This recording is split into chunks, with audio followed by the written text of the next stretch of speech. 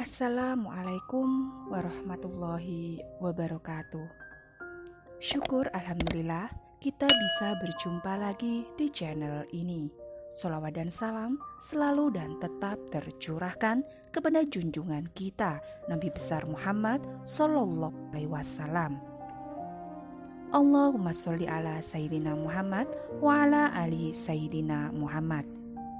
Harapan dan doa saya, semoga saudaraku semuanya selalu diberikan kesehatan, dilapangkan rezekinya, diampuni dosa-dosanya, dan dipanjangkan umurnya. Amin, ya Rabbal Alamin. Sahabat beriman yang dirahmati Allah, malaikat adalah makhluk ciptaan Allah Subhanahu wa Ta'ala yang sangat taat dan patuh terhadap perintah penciptanya. Kehadirannya di rumah ternyata sangat penting sekali bagi para umat muslim, karena malaikat yang mengunjungi rumah akan membawa kebaikan bagi pemiliknya.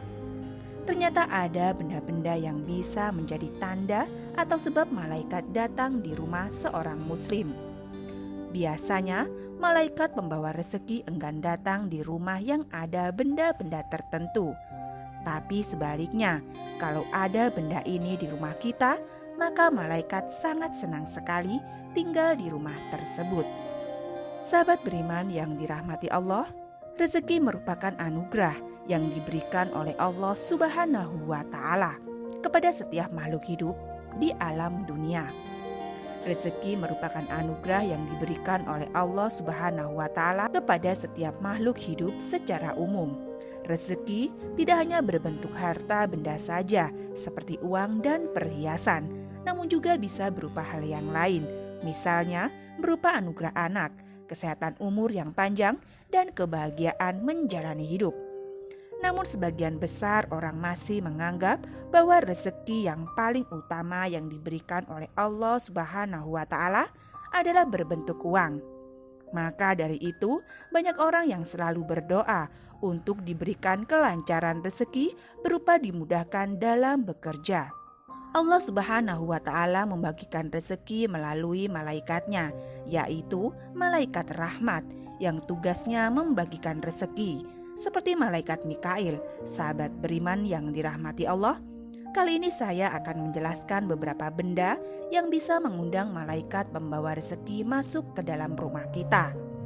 Ternyata malaikat rahmat juga seperti malaikat Mikail akan memberikan rezeki dengan cara masuk ke rumah-rumah. Ada satu tanda untuk rumah yang sering dikunjungi oleh malaikat Mikail yang mungkin jarang orang-orang sadari.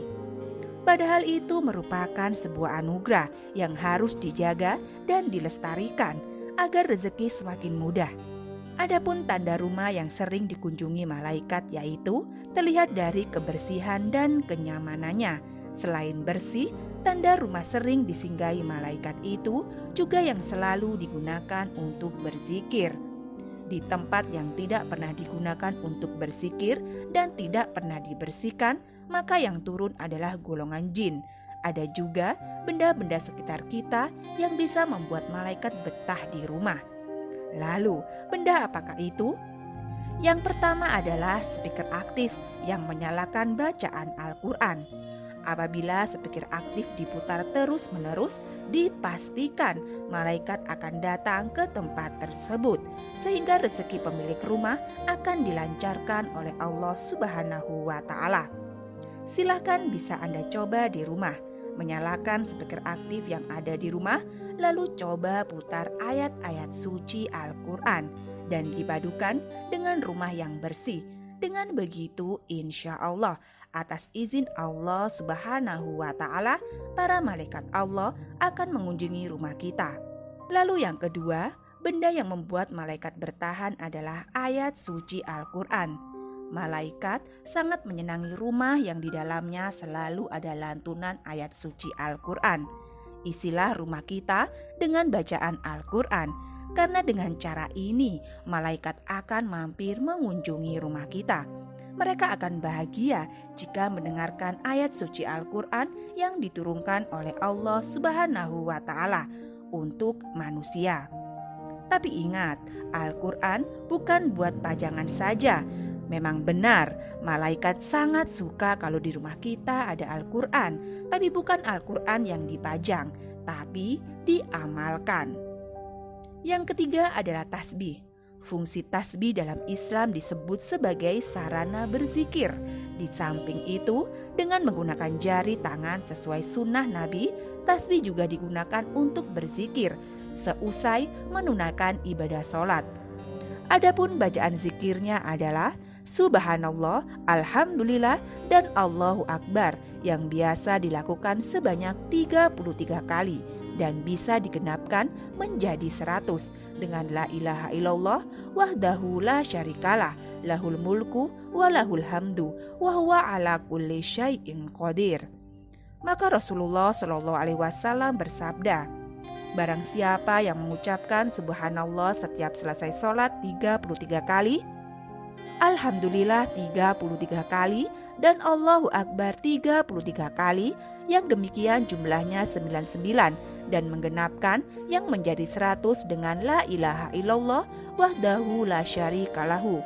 Alhamdulillah, maka akan diampuni semua kesalahannya, sekalipun seperti buih di lautan.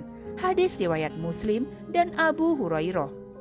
Lalu yang keempat adalah mukenah dan sarung yang dipakai untuk sholat. Mukena adalah busana perlengkapan sholat untuk seorang perempuan muslim khas di Indonesia. Sebenarnya dalam Islam tidak ada kaidah terperinci perihal pakaian seperti apa yang seyogyanya biasanya digunakan untuk sholat. Yang ada hanyalah prinsip-prinsip umum bahwa busana untuk sholat hendaknya menutupi aurat dan bersih dari noda atau kotoran.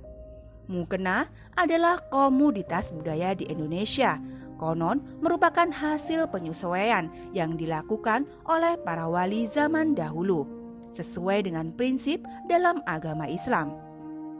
Prinsip agama Islam menerangkan bahwa seorang wanita muslimah harus berpakaian bersih, rapi, wajar, tidak berlebihan, tidak menyerupai pakaian wanita kafir, tidak menyerupai laki-laki.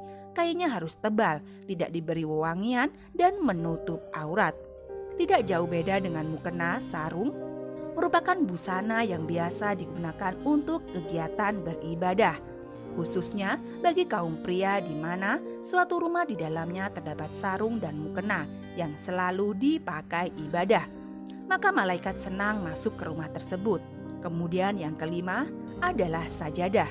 Sajadah adalah salah satu piranti wajib yang harus dimiliki oleh umat muslim yang terbuat dari bahan tekstil. Beragam sajadah adalah alat-alat yang digunakan untuk menjaga kebersihan selama menunaikan ibadah.